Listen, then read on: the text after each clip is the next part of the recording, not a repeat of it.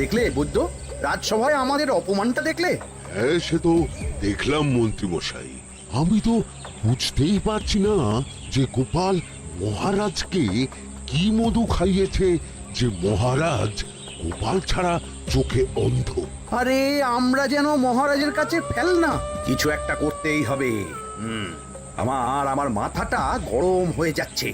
গোপালের মতন রাজসভার ময়লাকে যতক্ষণ না ফেলা যাচ্ছে ততক্ষণ আমার মাথা জ্বলন্ত কয়লা হয়েই জ্বলবে। পণ্ডিত মশাইয়ের মাথায় একটা বুদ্ধি আছে মন্ত্রী মশাই। আপনি যদি সেই অনুযায়ী উঁচির কাজ করেন তাহলে বেটা গোপালের কপালে দুর্গতির সীমা থাকবে না। এই কি বুদ্ধি, কি বুদ্ধি? আপনি বরং এই ব্যাপারে পণ্ডিত মশাইয়ের সাথে একবার আলোচনা করে নিন। আমি চলি, কেমন? আমি চলি। হ্যাঁ হ্যাঁ, এসো এসো এসো এসো।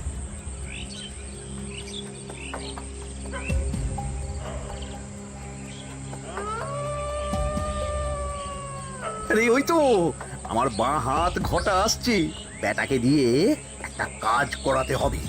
এ কি মন্ত্রী মশাই, আপনি এখানে দাঁড়িয়ে কি করছেন? এই একটা গুরুত্বপূর্ণ ব্যাপারে কথা বলছিলাম।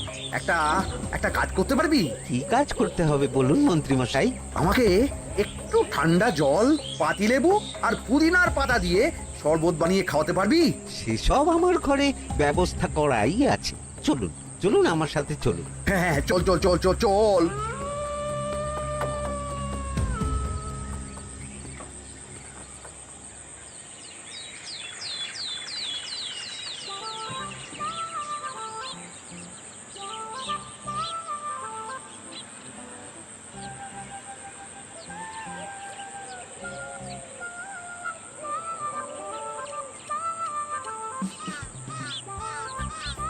কি ব্যাপার পণ্ডিত, এত গুম মেরে আছো কেন? সকাল সকাল গিন্নি খুব বকেছেন মনে হচ্ছে। গিন্নির বাক্য সুধায় কান ভরে গেছে, আর কিছুই কানে ঢুকছে না। আরে দাঁড়াও দাঁড়াও পণ্ডিত, দাঁড়াও জ্যোতিষী। পণ্ডিত তো আমার কথা শুনতেই পেল না মনে হচ্ছে। তুমি তো দূর থেকে বলেছো, আমি তো বলেছি পাশ থেকে, তাতেও শুনতে পাইনি। কানের পোকা হলো নাকি? কি গো পণ্ডিত, ব্যাপার কি? কেমন বুঝছো? এ তো ভয়ানক কর্ণকোষ্ঠবদ্ধতার লক্ষণ। তুমি কচু বুঝেছো? আমার হয়েছে কর্ণগোপাল, তোমাদেরও হতো, কিন্তু তোমাদের দোকান কাটা বলে হয়নি। তুমি আমাদের অপমান করছো। তোমাদের অপমান বোধ থাকলে কোনো শব্দই কানে ঢুকতো না, শুধু একটাই শব্দ কানে বাজতো, গোপাল গোপাল গোপাল। এবারে রাজসভায় কিভাবে হেনস্থা হতে হলো মনে নেই?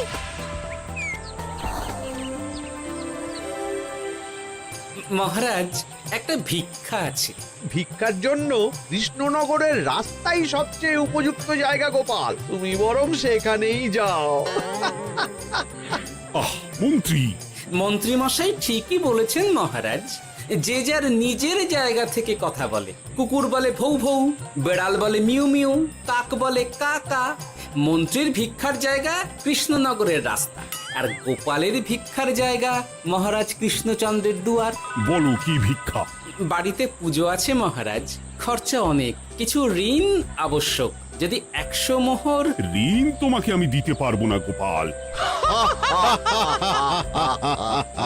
পুজো উপলক্ষে তোমাকে আমি 100 মোহর দিলাম। মহারাজ, আমিও ঠিক এই কথাটাই বলতে যাচ্ছিলাম।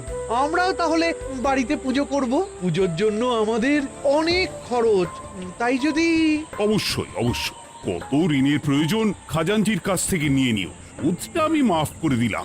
মহারাজ, গোপালকে দান আর আমাদের ঋণ? হ্যাঁ, কারণ তোমরা নিজেরা খাবে, কিন্তু গোপাল অন্যদের খাওয়াবে। গোপালের মতো মানুষের সঙ্গে থাকাই হলো রাজধর্ম। কিন্তু তাছাড়াও তোমরা হলে 80 যাই বেতন পাই দলের লোক। গত 1 বছরে তোমার কোন মন্ত্রণা দেশের কাজে এসেছে? পণ্ডিত কোন নতুন তত্ত্ব শুনিয়েছে? জ্যোতিষী কোনো অমোঘ ভবিষ্যৎবাণী করেছে? আর বৈদ্য 3 বছর ধরে আমার হাঁটুর ব্যথা সারাতে পারেনি। কিন্তু গোপাল, গোপালের ভাঁড়ে হাস্যরসের কখনো অভাব হয়নি। মনে আছে? আছে, কিন্তু করার তো কিছু নেই। আছে, কিছু ভেবেছো নাকি পণ্ডিত? তোমাদের মনে আছে মহারাজ মোহর দেওয়ার পর গোপাল সেদিন বলেছিল, কি গোপাল, খুশি তো? মহারাজ আপনি আমাকে এক মুঠো ধুলো দিলেও আমি খুশি। সেই ধুলো মুঠোই আমি সোনা মুঠো করে ফেলবো। মনে নেই আবার? একটু ঝেড়ে কাশো তো দেখি পণ্ডিত, কি ভেবেছো? যা হবে দেখতেই পাবে।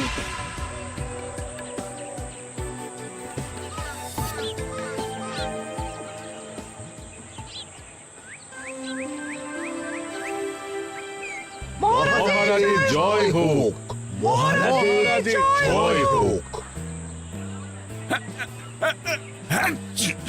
ওরে বাবা, এই যে সকাল সকাল চান করে ঠান্ডা লেগে গেল মনে হচ্ছে। মহারাজ, ওই কবি গান উপলক্ষে গত মাসটা আমি কৃষ্ণনগরের কোণে কোণে ঘুরে বেরিয়েছি। প্রজাদের মধ্যে একটা অসন্তোষ আমি লক্ষ্য করেছি মহারাজ। অসন্তোষ? আমি তো জানতাম আমার শাসনে প্রজারা সুখে আছে। সুখে তারা ভাসছে মহারাজ, কিন্তু একটাই অসুখ, তারা মহারাজের দর্শন পায় না। তারা মহারাজের পদধূলির জন্য আকুল হয়ে আছে, মহারাজের দর্শন পাওয়ার জন্য চাতকের মতো অপেক্ষা করছে। চিত্রকরকে দিয়ে চিত্র অঙ্কন করিয়ে বিলি করে দিলেই হলো।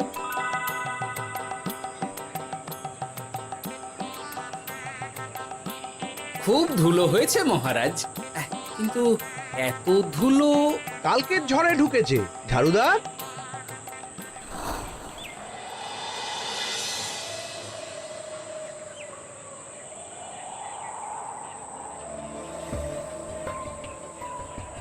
এই সুযোগ, রাজসভা ফাঁকা, এমন ঝড় যে পেয়াদারাও বাইরে নেই। কাজটা সেরে ফেল, বুঝলি? কিরে, কাজটা কর।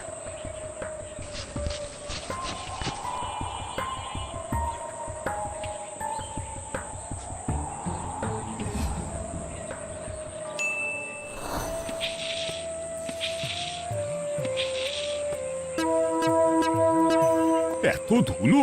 উফ, মহারাজ কাল ঝড়টা বড় সাংঘাতিক হয়েছিল। তা বটে।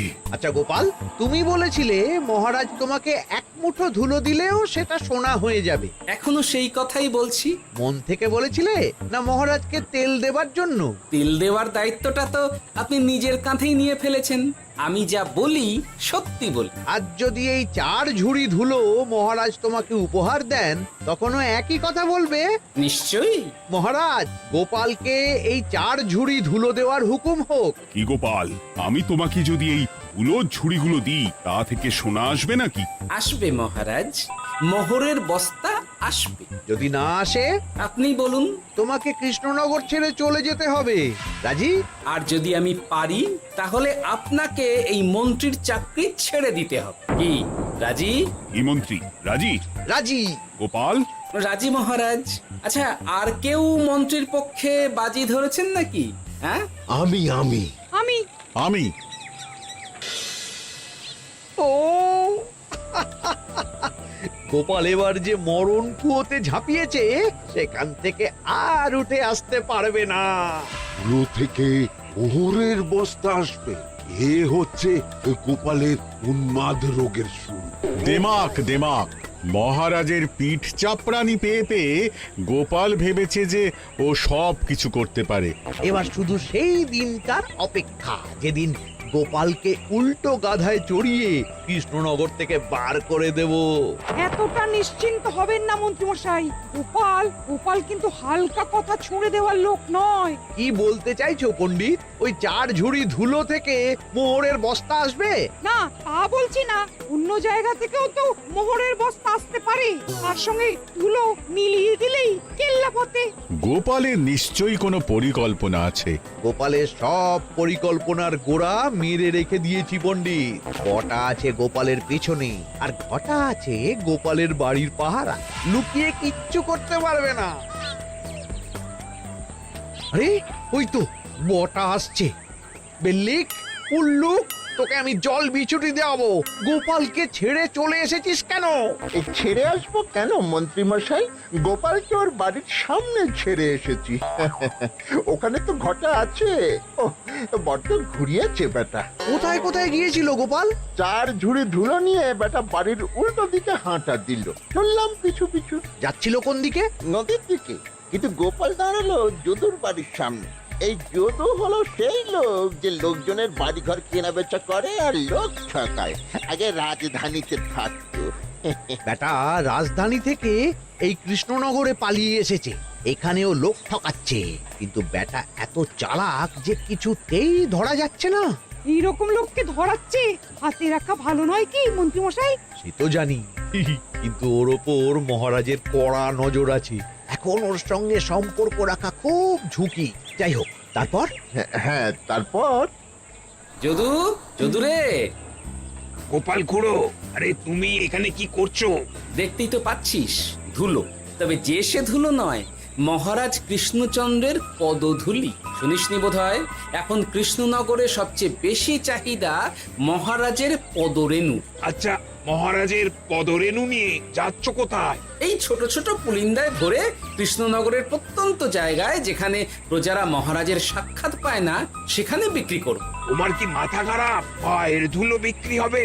ওরে, গতবারে মাত্র 1 ঝুড়ি ধুলো 1000 মোহরে বিক্রি করেছিলাম, এবারে 4 ঝুড়ি। শোনো, তুমি আবার ঘুরে ঘুরে বিক্রি করবে কেন? তোমাকে আমি বরং 10 মোহর দিয়ে দিচ্ছি, তুমি আমাকে এগুলো দিয়ে দাও, আর বিক্রি করে যা হবে তোমাকে এই 40 ভাগ দিয়ে দেবো। ওই 10 মোহরে বদমাস যদুকে ধুলো বেচে গোপাল বাড়ির দিকে চললো। বাড়ির সামনে অব্দি পেছনে পেছনে গিয়ে তারপরে এই আপনাদের কাছে আসছি। বলিস কি রে, ধুলো বেচে 10 মোহর? ও মন্ত্রী মশাই, গোপাল তো একেবারে নাড়ি ধরে টান মেরেছে। গেল রাজসভায় এমন সুখের চাকরিটি গেল, এবার আবার রাস্তার ধারে গিয়েই বসতে হবে। এবার নবাবের দরবারে জায়গা আছে কিনা খোঁজ করি গিয়ে। তাড়াতাড়ি 10 মোহর আর 1 বস্তা মোহরের মাঝখানে অনেক রাস্তা, সেই রাস্তায় আমি লোক বসিয়ে রাখবো। আরে আরে, ওই তো তোমার ঘটা আসছে। এই, তুই গোপালের ঘরের পাহারা ছেড়ে এলি কেন? গোপাল নেই নেই নেই নেই নেই নেই।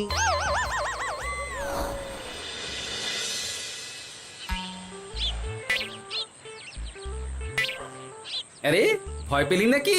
না না না না না, ভয় পাবো কেন? শোন, তোকে পেয়ে আমার খুব ভালো হলো বুঝলি। তোকে আমার একটা কাজ করতে হবে। বলো বলো। আসলে বুঝলি, আমার না গিন্নিকে নিয়ে তার বাপের বাড়ি যাওয়ার কথা ছিল, কিন্তু হঠাৎ বিশেষ কাজে আমাকে খামবাজে চলে যেতে হচ্ছে। এখন আমি গিয়ে গিন্নিকে বললে বুঝতেই পারছিস কুরুক্ষেত্র হয়ে যাবে একেবারে। তাই আমি কাউকে খুঁজছিলাম যে আমার বাইরে যাওয়ার খবরটা আমার গিন্নিকে গিয়ে দেবে। তুই পারবি বাবা ঘটা? ওরে বাবা, আরে আরে আরে, ভয় পাস না, তোকে গিয়ে মুখে কিছু বলতে হবে না। এই নে, এই চিঠিটা আমার বউকে দিবি।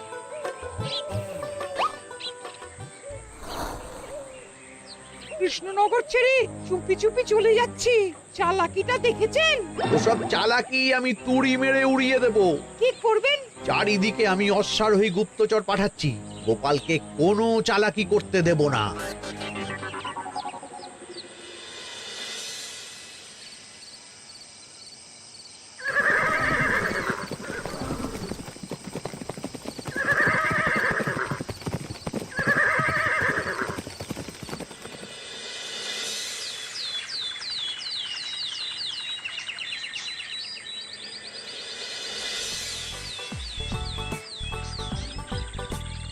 অং বং পিং পং।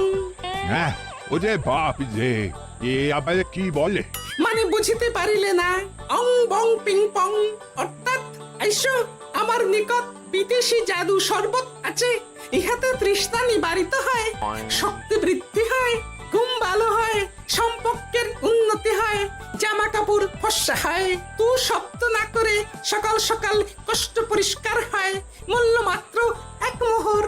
বোঝো, ওইটুকু অং বঙ্গের মধ্যে এত কিছু? ঠিক আছে, তা দাও দেখি। আপাতত টেস্টটা তো মিটু, বাকিগুলো পরে বোঝা যাবে।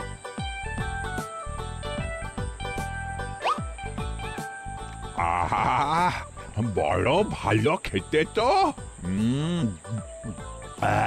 ঠং ঠং অর্থাৎ শক্তি বৃদ্ধি হলো। হ্যাঁ মনে হচ্ছে গায়ে যেন দুগুণ বল পাচ্ছি। কি হয়েছে ভাই? এ কে? এ ভিন দেশ থেকে জাদু শরবত নিয়ে এসেছে গো। জাদু শরবত ভিন দেশ? একেবারে, হ্যাঁ একেবারে বহু ভুজা শরবত।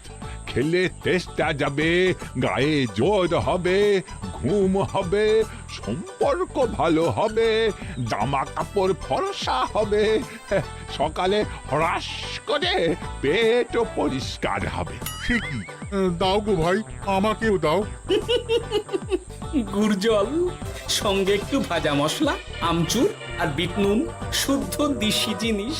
জানলে কেউ ছুঁয়েও দেখতো না, কিন্তু একটু বিদেশি গন্ধ দিতেই একেবারে হট্ট মেলা। আরে তোমরাও এসেছো দেখছি। সং সং শঙ্কা, লং লং লঙ্কা। মানে অর্থাৎ এই শরবত খেলে আর শঙ্কা নাই, বুদ্ধি লঙ্কার মতন ঝাল হয়ে যাবে। তারপর ডং ডং ডঙ্কা, টং টং টঙ্কা, ফাইন ফাইন, অর্থাৎ টাকা আসবে আমার কাছে।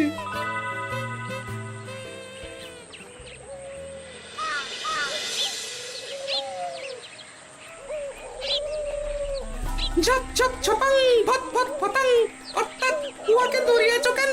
বেটা জোচ্চোর অনেককে ঠকিয়েছে। অনেক দিন থেকে তককে তককে ছিলাম। এবার এই ধুলো নিয়ে মহারাজের পায়ের ধুলো বলে বিক্রি করছিল। একটা বেনামি চিঠিতে খবর পেয়ে বেটাকে ধরেছি। ব্যাং ব্যাং বিগ ব্যাং, অর্থাৎ বাহ বাহ বাহ বাহ। বেনামি চিঠিটা আমি দিয়েছিলাম বাবু। বাবা যদু, তুমি সেই রাজধানী থেকে কৃষ্ণনগর অবধি মানুষকে অনেক খোল খাইয়েছো। তুমি এতদিন ঘুঘু দেখে এসেছিলে বাবা, এবার গোপাল নামক হাতটা দেখলে। কতবার বলবো, এইসব ধুলো আমি গোপালের কাছ থেকে কিনেছি। যা বলার ওই বিচারের সময় মহারাজকে বলবি। চল চল চল চল চল।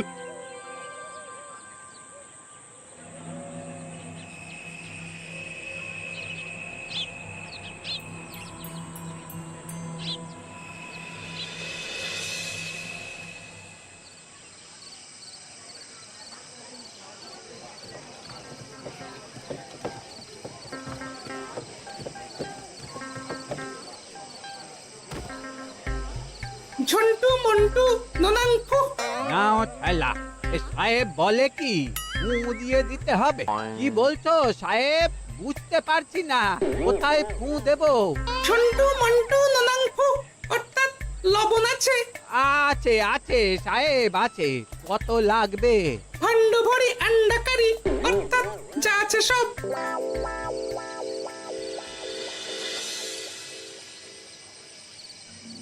ব্যাস, মোটামুটি আশেপাশে সব দোকানের নুন এখন আমার জিম্মায়। এবার আসল মজা শুরু হবে।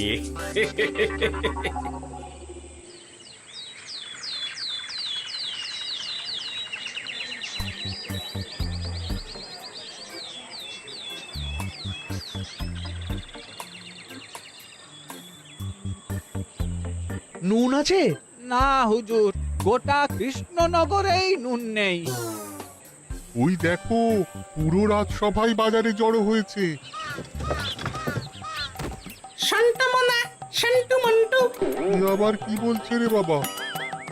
শান্তামনা, শান্টু মন্টু, অর্থাৎ জনগণ শ্রবণ করুন। নান্টু কান্টু, নুন কিনিবেন, আন্টু আন্টু, আসুন আসুন। আমার আমার এক সের নুন লাগবে। শান্টু, অবশ্যই 100 লবণ 10 মোহর। এক সের 10 মোহর? 10 মোহর লইবেন না লইবেন না? না, নেব না। উত্তম উত্তম, গান্ডা পিণ্ডে ঢিসুম ঢিসুম, অর্থাৎ তাহা হইলে নুনের বদলে গৃহিণীর প্রহার ভক্ষণ করুন। আমাকে এক সের নুন দিন। আমাকেও আমাকেও। নুন ছাড়া বাড়ি ফিরলে গিন্নি ঘর ছাড়া করবে আমাকে। শুনলাম কৃষ্ণনগর থেকে নুন উধাও। আছে মহারাজ, আছে। কৃষ্ণনগরের সব লবণ আমার নিকটে আছে। 110 মোহর এত দাম? দাম তো হবেই মহারাজ, লবণ ছাড়া রান্না কেমন হবে ভাবিয়া দেখুন। ঠিকই বলেছ, রাজপাকশালেও তো রান্না বসেনি। 100 সেরের মতন রাজপ্রাসাদে পাঠিয়ে দাও। 1000 মোহর দিয়ে দাও।